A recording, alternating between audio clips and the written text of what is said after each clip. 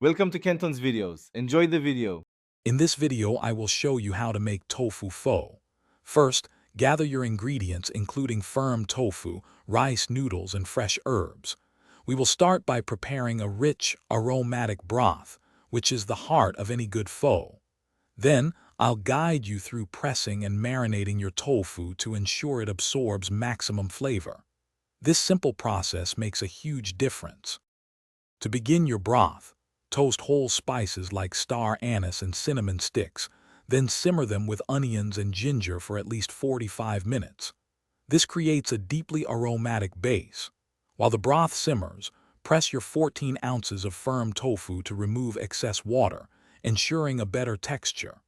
Then, marinate the pressed tofu in a mixture of soy sauce and a dash of sesame oil for about 20 minutes.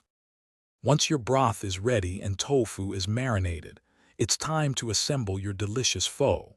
Cook 8 ounces of rice noodles until tender, then divide them among your serving bowls. Next, add the marinated tofu, along with fresh garnishes like cilantro, basil, and bean sprouts. Finally, carefully ladle the hot, aromatic broth over everything, ensuring all ingredients are submerged and warmed through. Your homemade tofu pho is now ready to enjoy.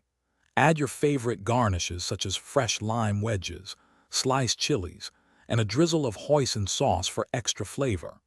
This healthy and satisfying meal is perfect for any day of the week.